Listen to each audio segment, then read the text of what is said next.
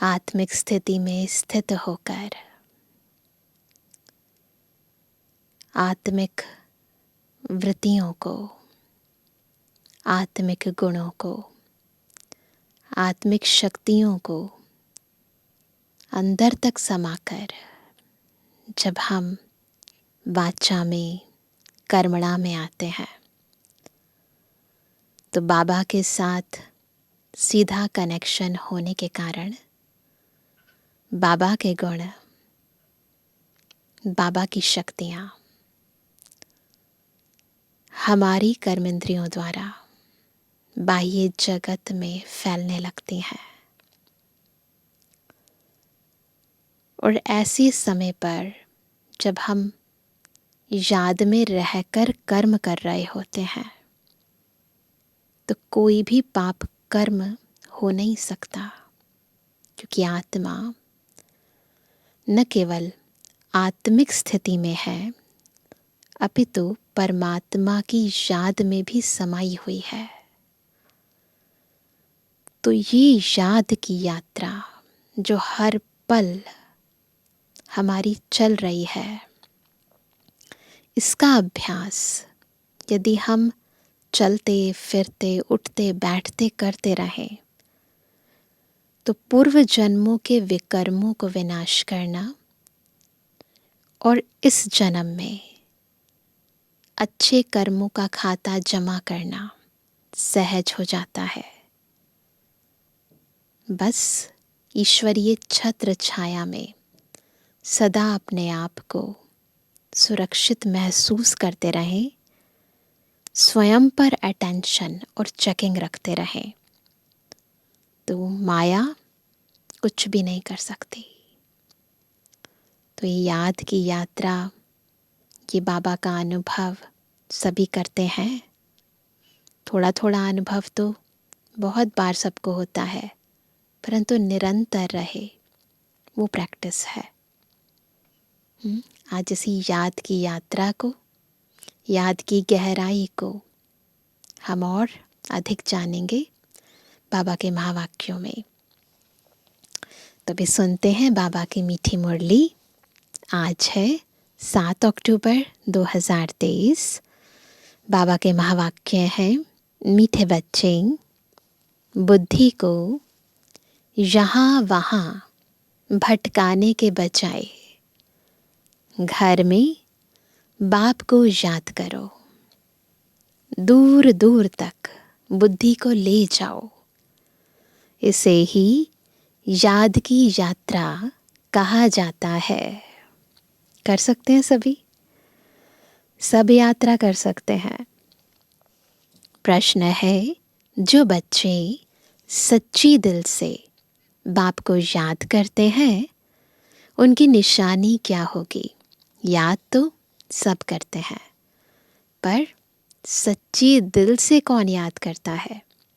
ऐसे पूछेंगे तो सब कहेंगे कि सच्ची दिल से ही करते हैं, परंतु इन निशानियों से समझो कि हमारी याद सच्ची है या नहीं। उत्तर है पहला, सच्ची दिल से याद करने वाले बच्चों से कभी कोई विकर्म नहीं हो सकता। उनसे ऐसा कर्म नहीं होगा जिससे बाप की ग्लानि हो। उनके मैनर्स बड़े अच्छे होते हैं, चेक करते जाएं। दूसरा, वह भोजन पर भी याद में रहेंगे। नींद भी समय पर स्वतः खुल जाएगी। वह बहुत सहनशील, बहुत मीठे होंगे। बाप से कोई भी बात छिपाएंगे नहीं। कितनी सारी निशानियां हैं, नोट करो और जो कमी रह गई है उसे पूरी करो। गीत है, हमारे तीरथ न्यारे हैं, यही धरती के तारे हैं। हमारे तीरथ न्यारे हैं, यही धरती के तारे हैं। हमारे तीरथ न्यारे हैं, यही धरती के तारे हैं।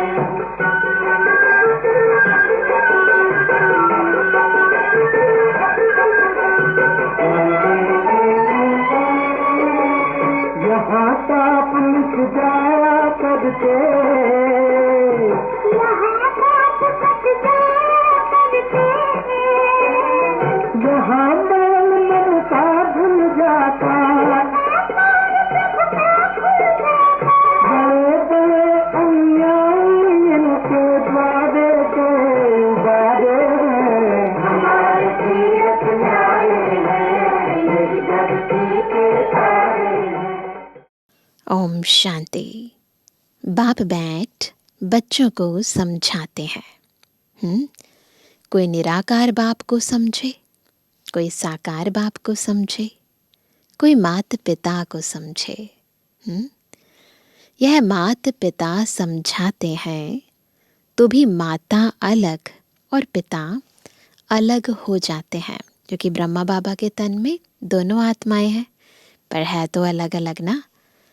अगर निराकार समझाए तो निराकार अलग, साकार अलग हो जाते, परंतु यह समझाने वाला बाप है।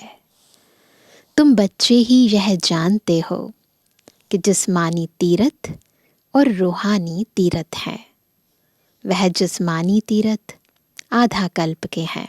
गीत है ना, हमारे तीरथ न्यारे हैं, तो उसी पर बाबा समझाते हैं। अगर कहेंगे जन्म जन्मांतर से यह चलते आए हैं, तो फिर ऐसे समझेंगे शुरू से लेकर यह चलते हैं, अनादि है। ऐसे तो है नहीं, इसलिए आधा कल्प से कहा जाता है, क्योंकि सतयुग त्रेता में तो कोई तीर्थ यात्राएं करता ही नहीं। अभी बाप ने आकर इन तीर्थों का राज समझाया है। मन मना भव अर्थात रूहानी तीर्थ। मन बुद्धि से बाबा को याद करना, परम धाम चले जाए बुद्धि, बस ये है रूहानी तीर्थ। जरूर आत्माओं को ही समझाते हैं, और समझाने वाला है परम पिता।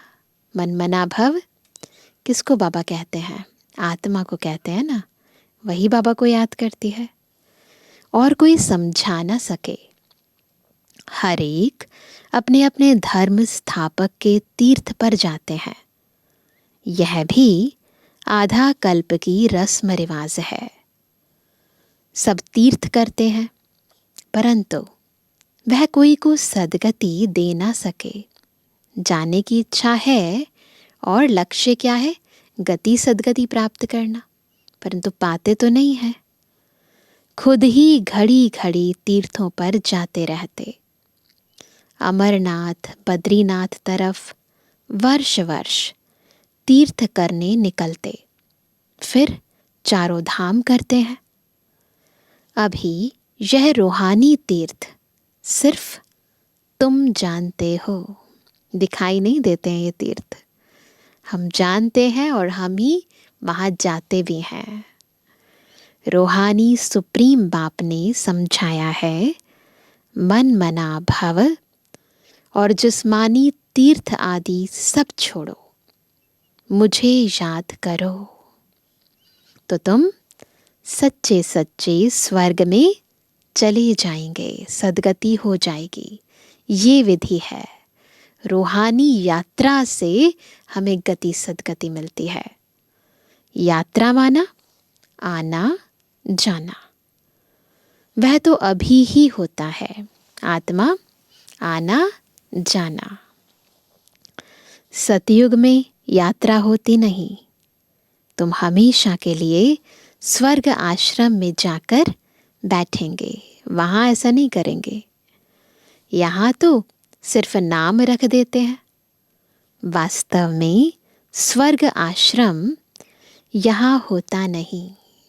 यहाँ तो नाम रख देते हैं स्वर्ग आश्रम, फिर वहाँ लोग जाते हैं। तो श्री कृष्ण के मंदिर को स्वर्ग आश्रम भी कह देते हैं।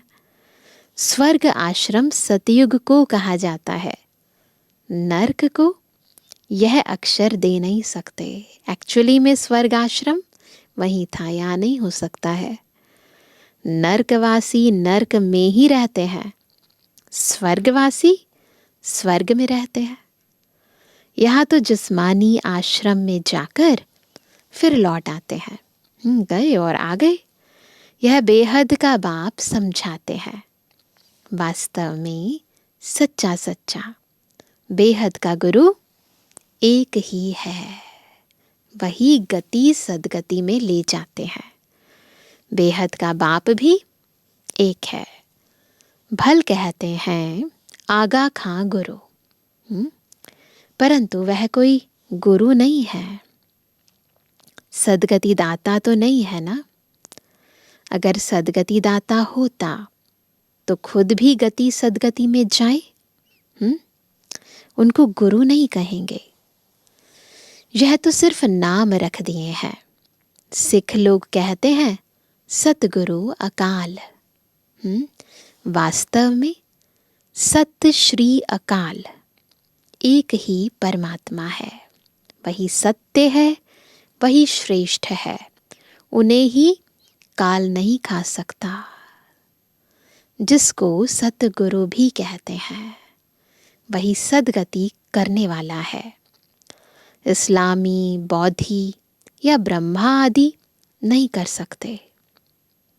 भल कहते हैं गुरु ब्रह्मा गुरु विष्णु। अब गुरु भल ब्रह्मा को कहा जाए। चलो, क्योंकि उनकी भ्रुकुटी में बैठकर ही शिव बाबा ज्ञान सुनाते हैं, तो भल ब्रह्मा को कहा जाए। बाकी गुरु विष्णु, गुरु शंकर तो हो ना सके। गुरु ब्रह्मा का नाम है जरूर, परंतु ब्रह्मा गुरु का भी तो गुरु होगा ना। ब्रह्मा बाबा को भी तो किसी ने गति सदगति दी है ना। सत्य श्री अकाल का तो फिर कोई गुरु नहीं, वो है सतगुरु। वह एक ही सतगुरु है। बाकी और कोई गुरु या फिलॉसफर या स्पिरिचुअल नॉलेज देने वाला है नहीं, सिवाय एक के और कोई नहीं है। बुद्ध आदि तो अपने पिछाड़ी सबको ले आते हैं। उनको रजो तमो में आना ही है। ऊपर से आत्माएं आई, फिर इस सृष्टि में रजो तमो में आना ही है। वह कोई सदगति के लिए नहीं आते हैं। सदगति दाता एक का ही नाम बाला है, जिसको फिर सर्वव्यापी कहते हैं। एक परमात्मा ही सदगति देने वाला है, और उनको क्या कहते हैं? वो सब जगह है। फिर गुरु करने की क्या दरकार है? जब सब जगह है, सब में है, तो फिर गुरु किस लिए कर रहे हैं? हम भी गुरु, तुम भी गुरु, हम भी शिव, तुम भी शिव। इनसे तो कोई का पेट नहीं भरता, किसी को कोई प्राप्ति नहीं होती है ना। फिर कौन किसको पढ़ाएगा, कौन किसकी गति सदगति करेगा? बाकी हाँ, पवित्र हैं इसलिए उनका मान होता है। सदगति दे नहीं सकते। वह तो एक ही है, जिसको सच्चा सच्चा गुरु कहा जाता है। गुरु तो अनेक प्रकार के हैं।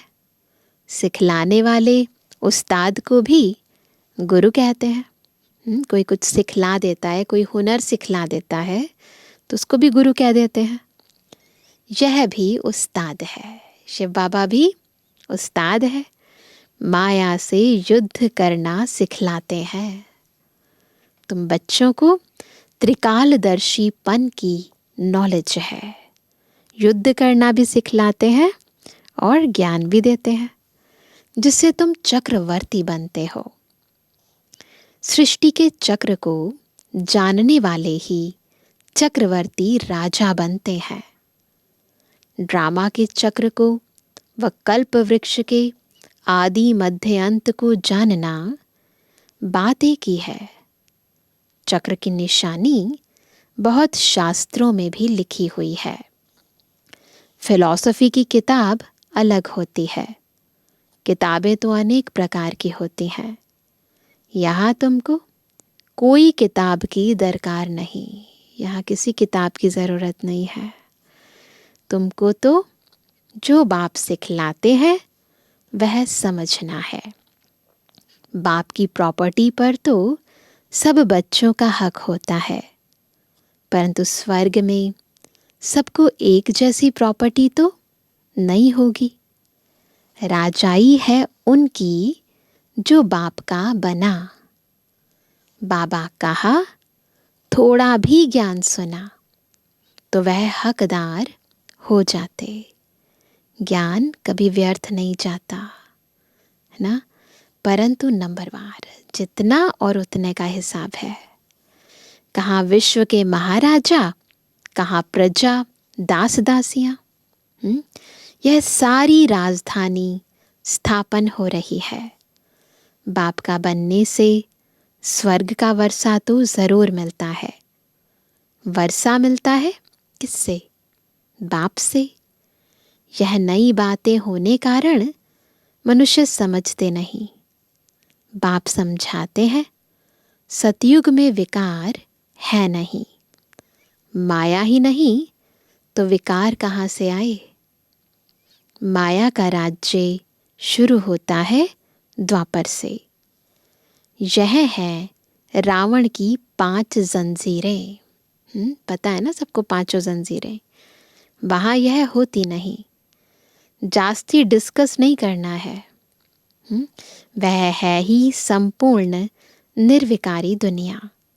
बाकी बच्चे पैदा होने की, गद्दी पर बैठने की, महल आदि बनाने की जो रस्म रिवाज होगी वह ज़रूर अच्छी ही होगी, क्योंकि स्वर्ग है ना। बाकी इन सब बातों की डिटेल में या डिस्कस करने में नहीं जाना है। बाप समझाते हैं बच्चे इस रूहानी यात्रा में तुम्हें निरंतर बुद्धि योग लगाना है, जरा भी अंतर नहीं। यह बहुत सहज है। भक्ति मार्ग में भी सवेरे उठते हैं, ज्ञान मार्ग में भी सवेरे उठ बाप को याद करना है। और कोई किताब आदि पढ़ना नहीं है। सिर्फ बाप कहते हैं मुझे याद करो। क्यों? क्योंकि अब छोटे बड़े सबका मौत सामने खड़ा है। जब कोई मरता है तो उसे क्या कहते हैं? भगवान को याद करो। तो अभी सबका मौत सामने खड़ा है तो किसको याद करेंगे? खुद भी याद करो और सबको याद दिलाओ, भगवान को याद करो। मरते समय कहते हैं भगवान को सिमरो।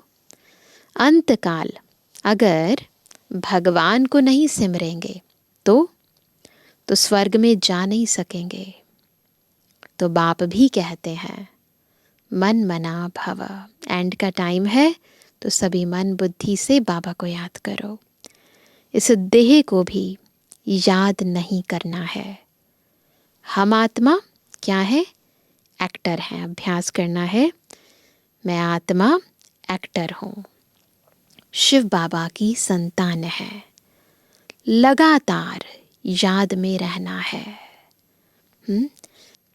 वैसे छोटे बच्चों को तो नहीं कहेंगे कि भगवान को याद करो, क्योंकि बच्चों को क्या कहते हैं कि अभी तो इनकी खेलने की, खाने पीने की उम्र है, अभी क्यों इन्हें भक्ति में लगाते हो? तो यह दुनियावी रिवाज। परंतु अभी तो सबकी वानप्रस्थ अवस्था है। बाबा देह को थोड़ी ना देखते हैं, बाबा तो आत्माओं की बात करते हैं। यहाँ सबको कहना पड़ता है, क्योंकि सबको बाप के पास जाना है। बाप से ही बुद्धि योग लगाना है। कोई से लड़ाई झगड़ा नहीं करना है। यह बड़ा नुकसानकारक है।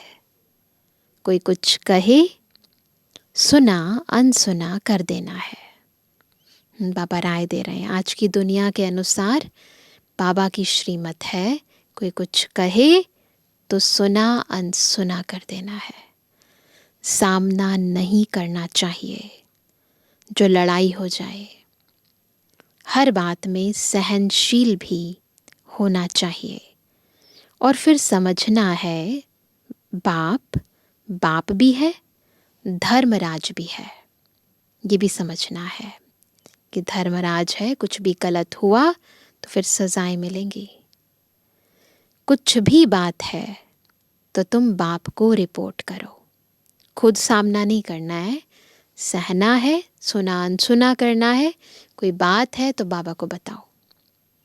फिर धर्मराज के पास पहुंच ही जाएगा और सजा के भागी बन पड़ेंगे। बाप कहते हैं मैं सुख देता हूँ, दुख अर्थात सजाएं धर्मराज देते हैं। बाबा कहते हैं मैं तो बाप हूँ ना, मैं सजा कैसे दूंगा? तो वो तो धर्मराज रूप में बाबा सजा देते हैं। मुझे सजा देने का अधिकार नहीं है, मुझे सुनाओ, सजा धर्मराज देंगे। बाबा को सुनाने से हल्का हो जाएंगे, क्योंकि यह फिर भी राइट हैंड है। सतगुरु का निंदक ठोर ना पाए, है ना। फिर गलती करी है तो सजा तो मिलेगी ना।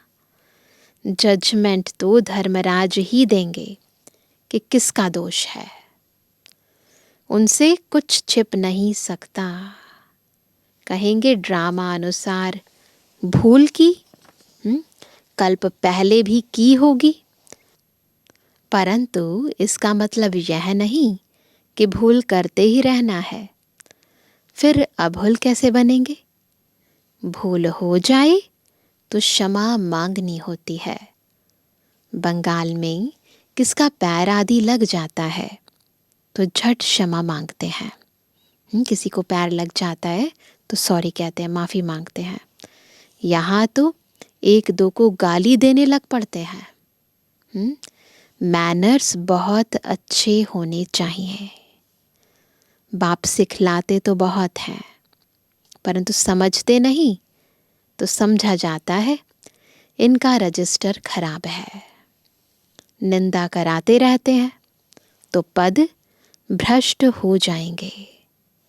जन्म जन्मांतर के विकर्मों का बोझा तो है ही, उनकी तो सजा भोगनी ही है। फिर यहाँ रहकर अगर विकर्म करते हैं तो उनकी 100 गुना सजा मिल जाती है।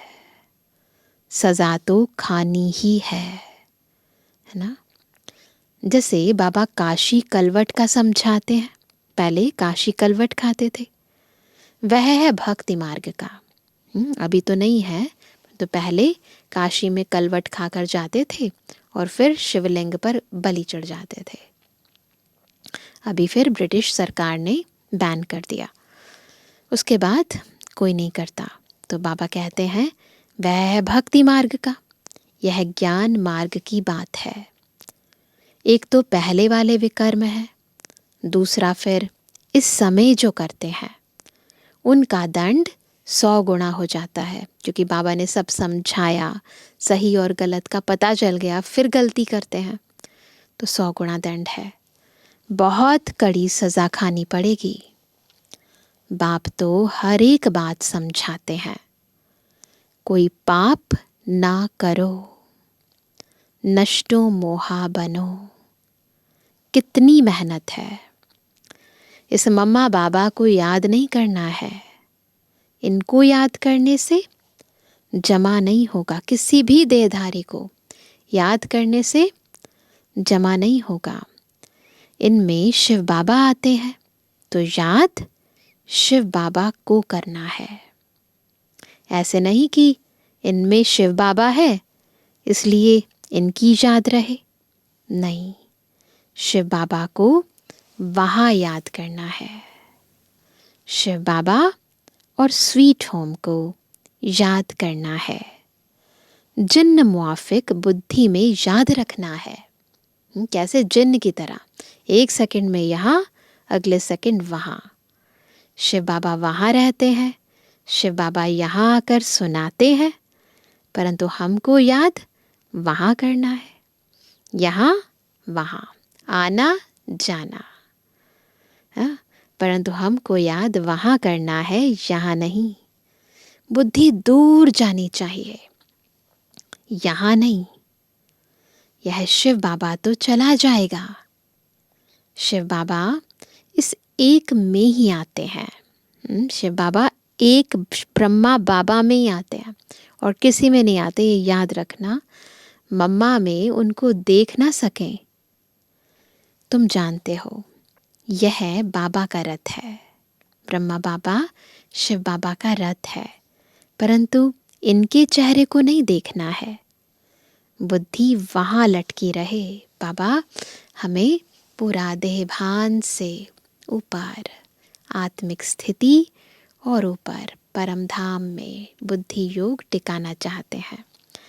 यहाँ बुद्धि रहने से इतना मज़ा नहीं आएगा। यह कोई यात्रा नहीं हुई। यात्रा की हद तुम्हारी वहाँ है। कहाँ है? ऊपर। ऐसे नहीं कि बाबा को ही देखते रहो। पहले ना बहुत कन्फ्यूज़न होती थी, अभी तो आने वाले सभी बच्चों को स्पष्ट है, परंतु पहले कई लोग ब्रह्मा बाबा को ही शिव बाबा समझ लेते थे।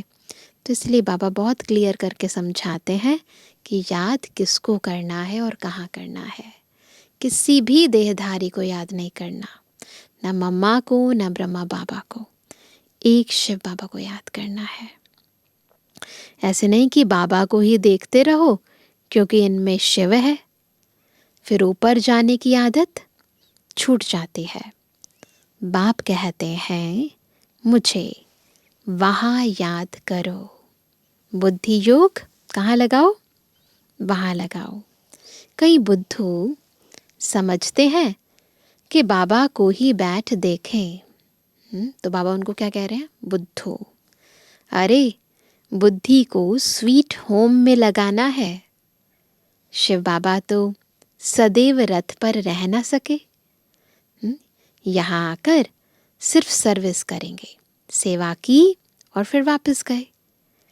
सवारी ले, सवारी कर, फिर उतर जाएंगे। बैल पर सदैव सवारी हो नहीं सकती, सारा दिन थोड़ी ना बैठे रहेंगे। तो बुद्धि वहाँ रहनी चाहिए। बाबा आते हैं, मुरली चलाकर चले जाते हैं। इनकी बुद्धि भी वहाँ रहती है। ब्रह्मा बाबा भी बता रहे हैं, ब्रह्मा बाबा की बुद्धि भी कहाँ रहती है? वहाँ रहती है। रास्ता बरोबर पकड़ना चाहिए। जो रास्ता है ना वही पकड़ना है, नहीं तो घड़ी घड़ी गिर पड़ते हैं। यह तो थोड़ा समय है। इनमें शिव बाबा ही नहीं होगा तो याद क्यों करेंगे? मुरली तो यह भी सुना सकते हैं। इनमें कभी है कभी नहीं है, कभी रेस्ट लेते हैं। तुम याद वहाँ करो। कभी कभी बाबा ख्याल करते हैं, ड्रामा अनुसार कल्प पहले आज के दिन जो मुरली चलाई थी वही जाकर चलाऊंगा। ऐसे ऐसे बाबा का ख्याल चलता है। तुम भी कह सकते हो कि कल्प पहले बाप से जितना वर्षा लिया था उतना ही लेंगे। शिव बाबा का नाम ज़रूर लेना पड़े। कौन से बाप से? शिव बाबा से। परंतु ऐसे किसको आएगा नहीं?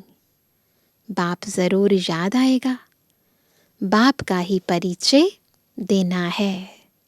ऐसे नहीं सिर्फ इनको बैठ देखना है। पक्का बाबा आज है ना हमें करा रहे हैं कि किसको देखना है, कहाँ याद करना है, कंफ्यूज नहीं होना है।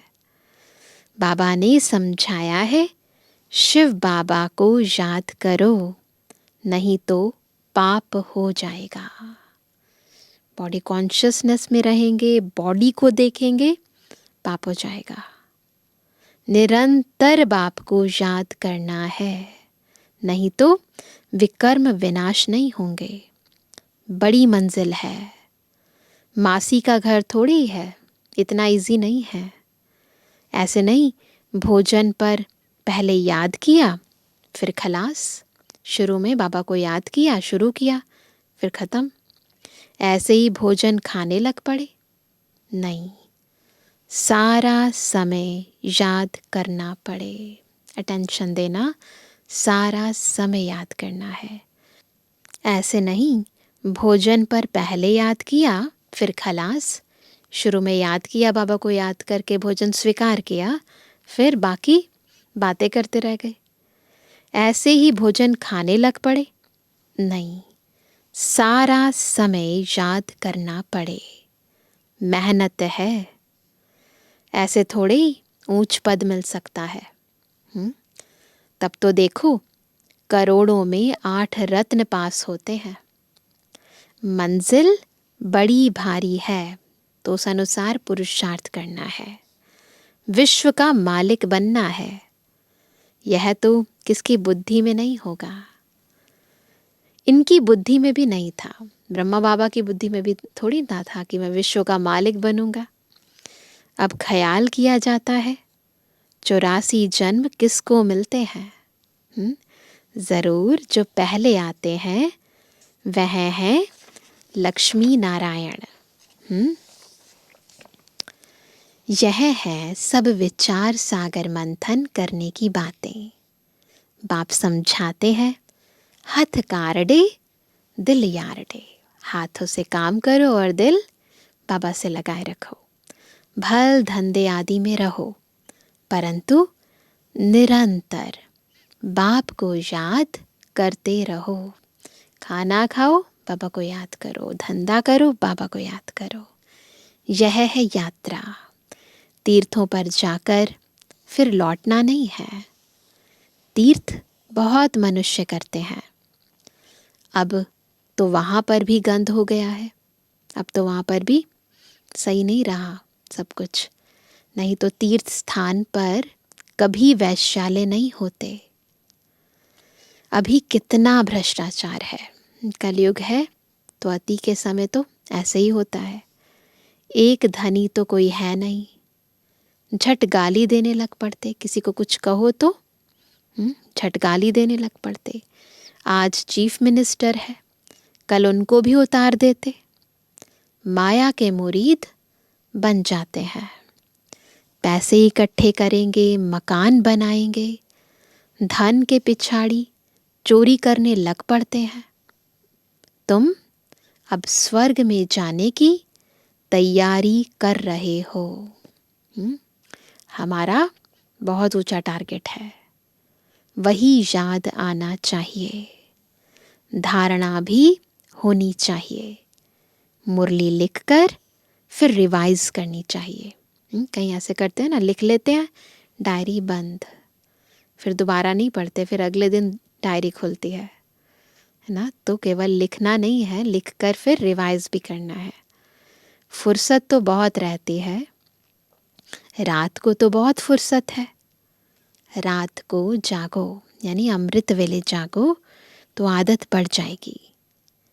जो सच्चा सच्चा बाबा को याद करने वाला होगा, उनकी आँख आपे ही खुल जाएगी। बाबा अनुभव बताते हैं कैसे रात को आँख खुल जाती है। ब्रह्मा बाबा अपना अनुभव बताते हैं। अभी तो नींद के लिए और ही पुरुषार्थ करते हैं, नींद ही नहीं आती। आज की समस्या यही है, लोगों को नींद ही नहीं आती है। तो बाबा कहते हैं हाँ, स्थूल काम करने से भी शरीर को थकावट होती है। बाबा का रथ भी देखो कितना पुराना है। विचार करो, बाबा पतित दुनिया में आकर कितनी मेहनत करते हैं। भक्ति मार्ग में भी मेहनत करते थे, अभी भी मेहनत करते हैं। भक्ति मार्ग में बाबा भक्तों को खुश करते हैं, उनकी मनोकामनाएं पूर्ण करते हैं, उनको साक्षात्कार कराते हैं। और अभी देखो हम बच्चों को रोज़ मुरली सुनाते हैं, कितनी बच्चों की सेवा करते हैं। तो बाबा कहते हैं अभी भी मेहनत करते हैं। शरीर भी पतित तो दुनिया भी पतित। बाबा कहते हैं मैं आधा कल्प तो बहुत आराम करता हूँ। सतयुग त्रेता में बहुत आराम करते हैं, कुछ भी ख्याल नहीं करना पड़ता है। भक्ति मार्ग में बहुत ख्याल करना पड़ता, इसलिए बाप को रहम दिल गाया हुआ है। Ocean of knowledge, ocean of bliss, कितनी महिमा करते हैं। वही बाप अभी हमको पढ़ाते हैं। जिनकी इतनी महिमा करते आए वही बाप अब हमको पढ़ाते हैं और कोई पढ़ा ना सके। अच्छा, अच्छा मीठे मीठे सिकंदे जवानी बच्चों पिटवानी बाप दादा का दिल जान सको प्रेम से नंबरवार पुरुषार्थ अनुसार याद करवानी। रूहानी बच्चों की रूहानी बाप दादा को गुड मॉर्निंग, नमस्ते नमस्ते नमस्ते। धारणा के लिए मुख्य सार। पहला, किसी का भी सामना नहीं करना है। कोई कुछ कहे तो सुना अनसुना कर देना है। सहनशील बनना है। सतगुरु की निंदा नहीं करानी है। दूसरा, अपना रजिस्टर खराब होने नहीं देना है। भूल हो जाए तो बाप को सुनाकर क्षमा मांग लेनी है। वहाँ ऊपर याद करने की आदत डालनी है। वरदान है, साइलेंस की शक्ति द्वारा जमा के खाते को बढ़ाने वाले श्रेष्ठ पद के अधिकारी भव। श्रेष्ठ पद का अधिकार कैसे प्राप्त होगा? जब साइलेंस की शक्ति के द्वारा जमा के खाते को बढ़ाएंगे। जैसे वर्तमान समय साइंस की शक्ति का बहुत प्रभाव है। अल्पकाल के लिए प्राप्ति करा रही है। ऐसे साइलेंस की शक्ति द्वारा जमा का खाता बढ़ाओ। बाप की दिव्य दृष्टि से स्वयं में शक्ति जमा करो। बिल्कुल डीप साइलेंस में जाओ। बाबा को याद करो, उनकी शक्तियाँ अंदर समाते जाओ।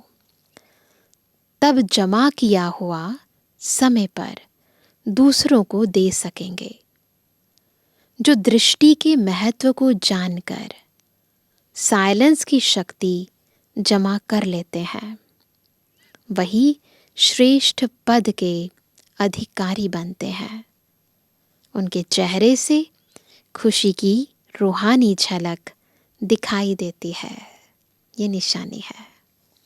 स्लोगन है, अपने आप नेचुरल अटेंशन हो तो किसी भी प्रकार का टेंशन आ नहीं सकता। तो अटेंशन रखना है। और आज क्या होमवर्क करेंगे? बिल्कुल अपने को आत्मा समझकर याद की यात्रा, बुद्धि योग की यात्रा करेंगे। जिन्न के मुआफिक 1 सेकंड में बुद्धि ऊपर परम धाम में शिव बाबा के पास, फिर तुरंत नीचे आ जाओ, फिर दोबारा ऊपर ले जाओ, फिर नीचे लेकर आओ। बिल्कुल निरंतर याद की यात्रा, धंधाधोरी करते हुए, भोजन बनाते हुए, खाते हुए पूरा अटेंशन रखेंगे और अपनी स्थिति को शक्तिशाली बनाएंगे, है ना? अच्छा, ओम शांति।